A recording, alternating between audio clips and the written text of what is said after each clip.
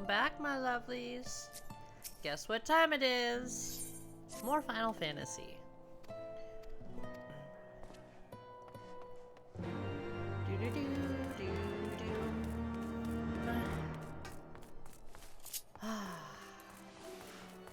Ooh, gotta speak with Lucia. Oh, excuse me. My apologies.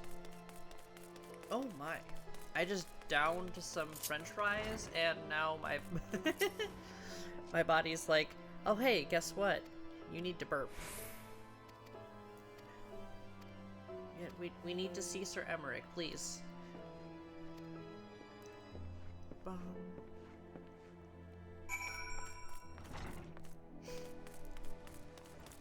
my goodness.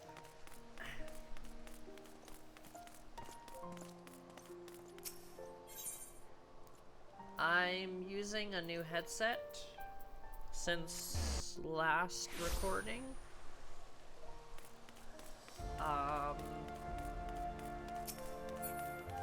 So my apologies if I'm trying to also adjust the sound to where I had it with my last ones. So I'm hoping things still sound okay. The heroes of the hour return. We but did our duty, my lord. It was the memories of fallen friends and not our heroism which saw us through at the last.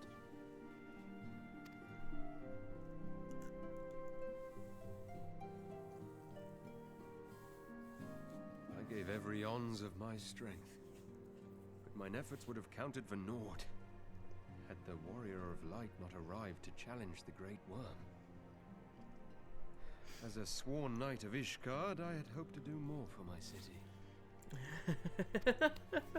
Well, we cannot all be heroes, dear brother. Let us put away our pride for a moment and revel in the valiant deeds of our comrade.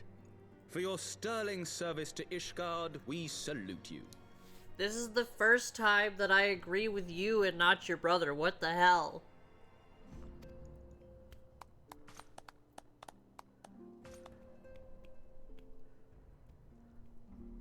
And while we're on the subject of valiant deeds, I believe I myself have earned some small measure of recognition. Under my watchful command, the ballistas of the Outer Ward struck down a veritable swarm of Dravanian invaders. Okay, now you're being... Okay, now I don't like you again. My You had lord's 2 command seconds. was certainly watchful. He bravely watched as the siege crews took aim, and continued to watch as countless wyverns met their end. Indeed, the ward's defenders proved so well drilled that my lord had little occasion to stop watching. Ottawa! Oh my gosh, you're great.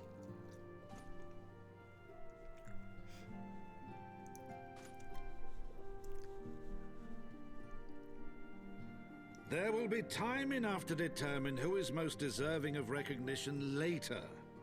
Our friends are doubtless weary from their exertions. I had chambers prepared in expectation of your return. You are welcome to retire at your leisure.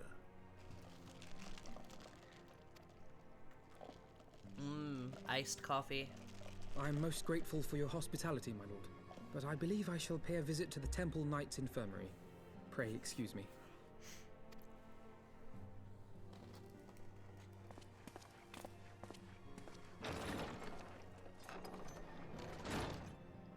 Our master Alphino has grown. The plight of his stricken brother-in-arms pains him more than his own hurts. Yeah, he's grown quite a bit throughout this journey. In which respect he has come to resemble you, Warrior of Light. Go then, visit the Azure Dragoon, and grant him what comfort you may.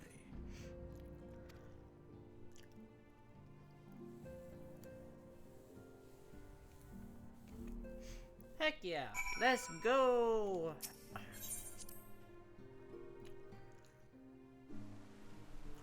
Let's go visit Estinian after beating him to a pulp.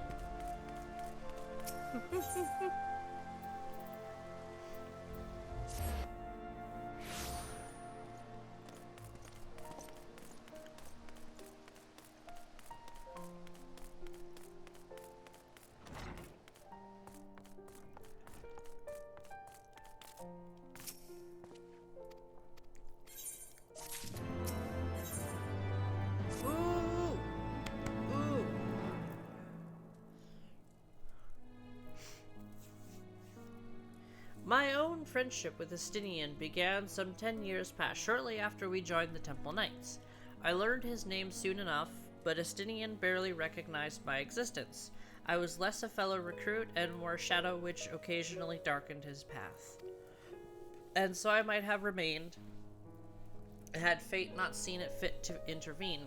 While out on patrol, our company was set upon by a dragon, and we were the only two to survive. The experience forged a bond between us, and as such, life-threatening situations are wont to do. Despite our friendship, he remained an intense and solitary youth, woefully observed with claiming vengeance against Nidhogg. Vengeance was ever at the forefront of his mind. Revenge for the death of his parents, and revenge for his younger brother. I would venture that in Alpha Node he sees something of his lost sibling. And in the ungentle chidings of Estinian, Alpha Node has found the elder brother he never had. Truth be told, Estinian's tactless observations have saved me from disaster more than once. I can well understand Alpha Node's affection for him. He is a friend for whom I would gladly... Lord Commander, your presence is required in the infirmary. Is he? Tell them I am on my way. The hell is going on?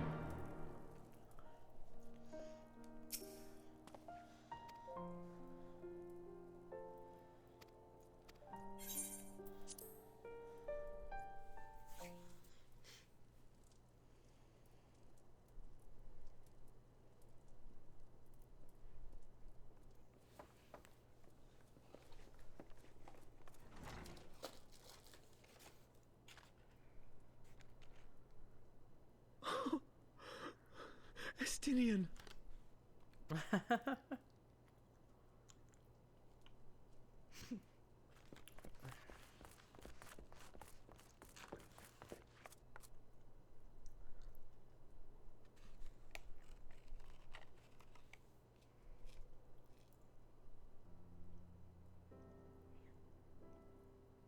Cease your mewling, boy. It grates my ears.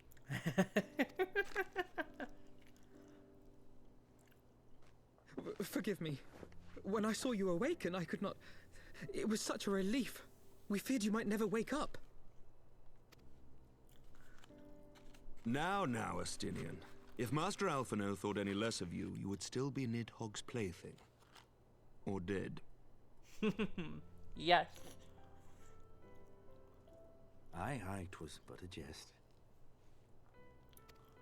I thank you, Alphino. And you too, Warrior of Light. Quite how you managed to persuade Hraesvogr to aid in his brood brother's downfall I cannot imagine. But full glad am I that you did. 'Tis an honor to share the mantle of Azure Dragoon with one such as you. I wonder if he doesn't mention that if you don't do the Dragoon quest line. At least up to level 50, because that's when you get the Azure Dragoon title. Not the title itself, but like the actual... Never mind. I, for my part, owe you an apology. When last we met, I did willingly loose an arrow at your heart. Can you forgive me? There is naught to forgive, Hameric. You but acted in defense of Ishgard as is your duty. Were you any less single-minded about it, I would not follow you into battle, nor trust you at my back. Besides, I had come to the selfsame conclusion, that I would have to perish for Nidhogg to be stopped. So let us dispense with the hand-wringing. I have heard enough mewling for one day. He sounds so weird when he's not like, being like super gritty with his voice.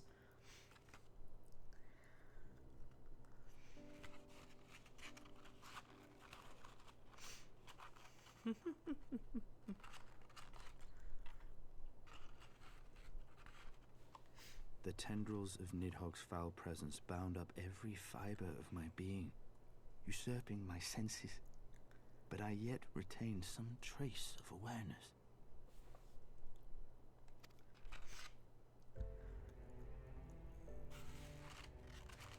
The worm's mind was as a vast and tumultuous sea. Endlessly its black waters churned, his grief and despair at Ratatoska's murder never calming, never receding. Driven by this surging current came wave upon wave of unrelenting rancor. I mean, can you blame him, though? It was the very image of my own heart. There I saw the dark reflection of the hatred I felt after Nidhogg slew my family. When no path remained save vengeance against dragonkind.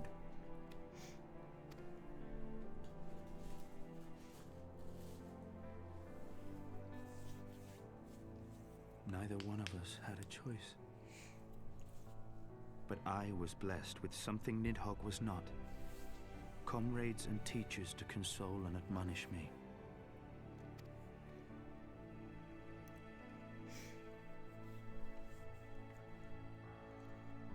Had I not had them to gainsay my obsession, it would surely have consumed me as Nidhogg's did him, and we would have been in all respects alike.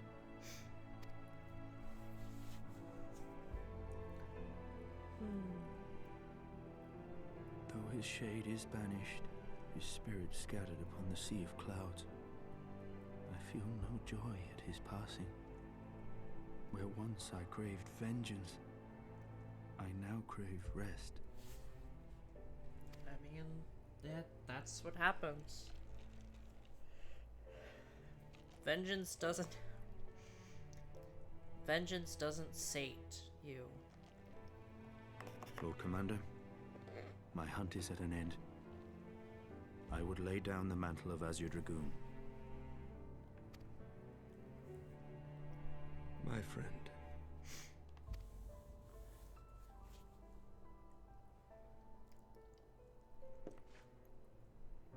He has tired himself with too many words.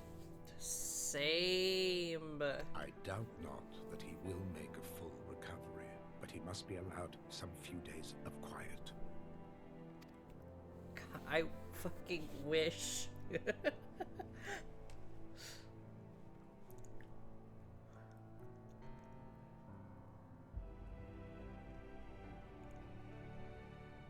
Come on, Alphinaud, let's go. Come on.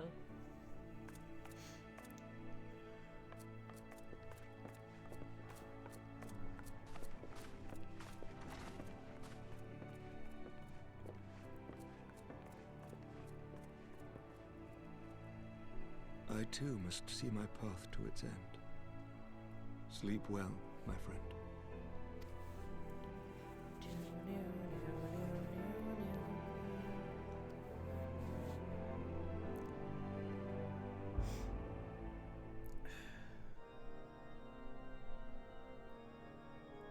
Following the battle with Nidhogg on the steps of faith, Sir Emeric called an assembly that he might make his final proclamation as acting head of state.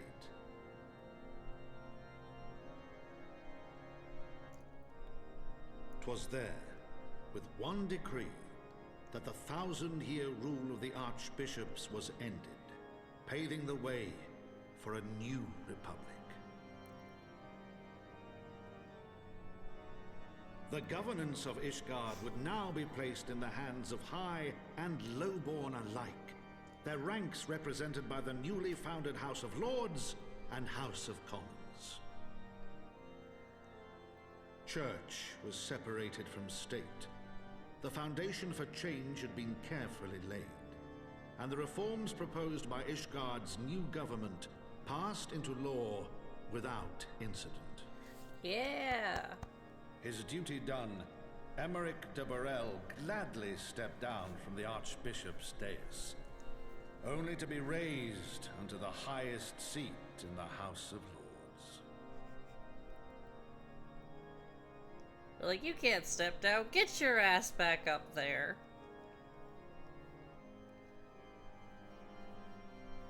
Though he strove at first to refuse this honor, the unexpectedly strident voice of the Count de Durandare left him little choice but to accept.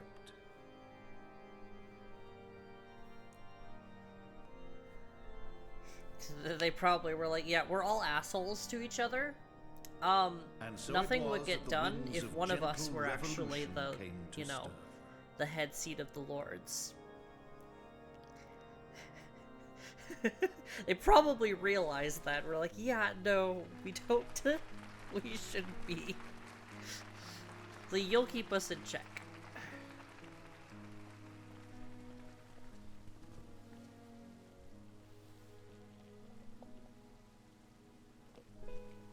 Prominent among the many honored guests at Sir Emeric's investiture were the ambassadors of Dragonkind, a fitting symbol of Ishgard's newfound peace.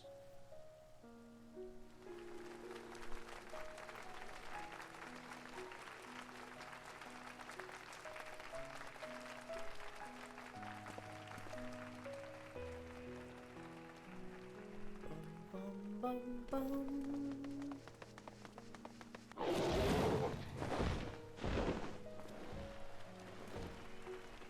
The people looked on in awe as he soared through the heavens on Dragonback. And by their cheers did they hail him an Azure Dragoon for a new age. I did it first, asshole!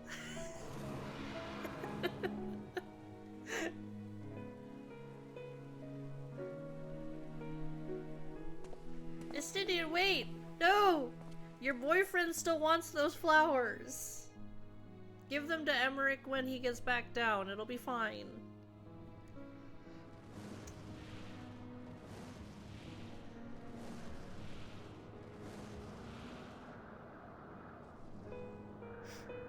Oh, there. Oh my! I'm not even sitting in the seat. I'm Thus barely were the sitting in notes the of seat. the dragon song rewritten. The din of war, giving way to a rising litany of peace and I'm like at the very edge. Like, that is so funny.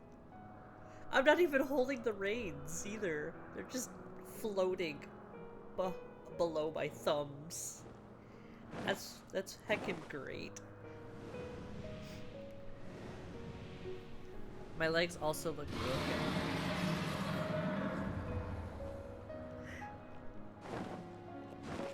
I love it. I love it so much. Heavensward.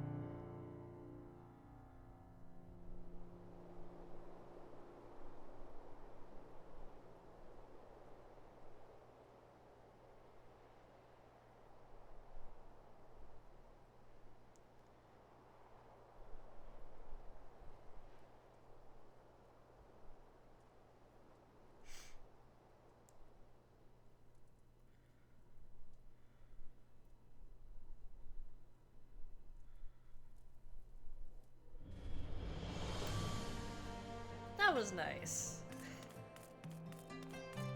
Emmerich. Bum. You thought there was gonna be credits, didn't you? I was gazing out at the sea of clouds, an all too rare moment of idleness, when I chance to behold a certain hero wending her way towards the city on Dragonback. Welcome home. Nay, 'twas no grave matter that moved me to greet you in person.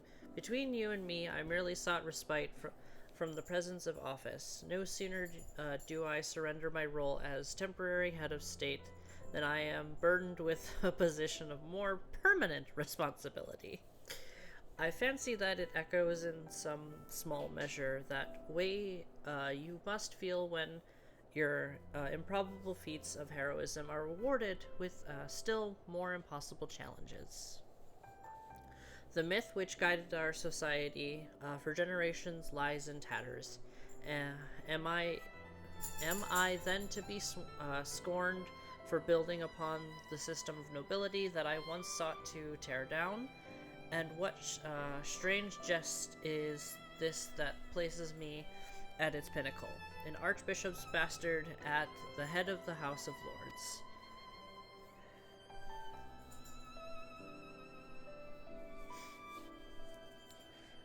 But these questions are for me to answer. It is not in man's nature to change overnight. This I learned through painful experience. And it was this hard lesson which convinced me to take the path which we now follow. Even as we rebuild the bridge between man and dragon, so must we imagine Ishgard, one carefully placed stone at a time. We must remember that it is not for us that we laid this groundwork, but for the men and women that our children will become.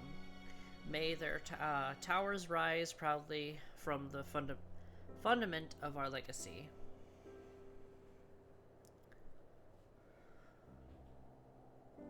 I hear with the Captain Whitecape that Istinian has vanished from his sick room. His willfulness survives undiminished. Should you ever happen upon our unmannerly friend on your travels, pray assure him that I shall keep Ishgard safe until he deigns to come home. Yeah, sure, why not? Thank you, and please, convey my warmest regards to Master Alphanode.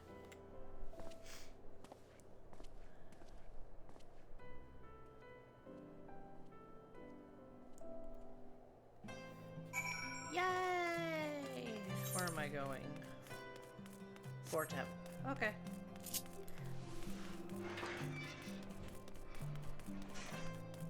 Oh, yes. The friend is here to do laundry.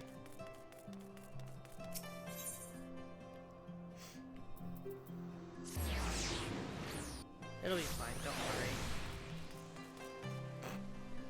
Oh my gosh, you're wearing the chest. We good. We good. We good. Alphanode. Yeah, I spoke with him. He says you're a troubling little shite. I mean...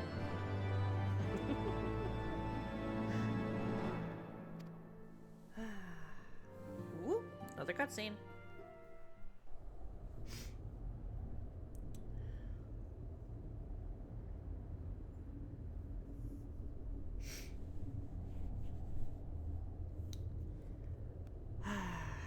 Yep. How did I ever guess?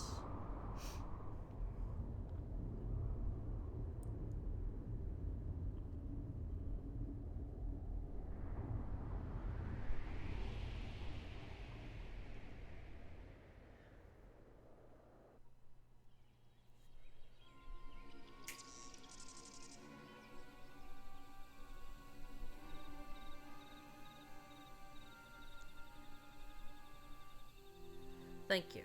Nay, you need not remain there. We shall rendezvous at the usual place.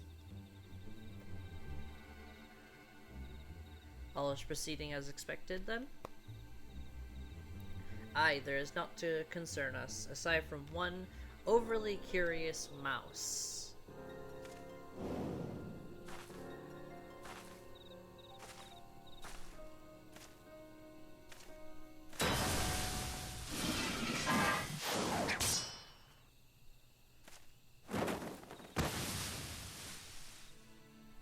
This way.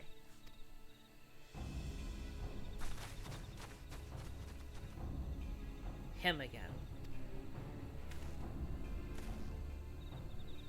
It is of no moment. They will play their part, we will play ours.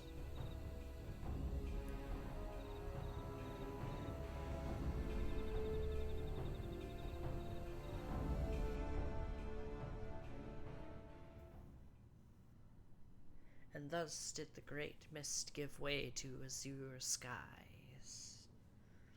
Man and dragon rise above, voices join in song, but beneath shrouded...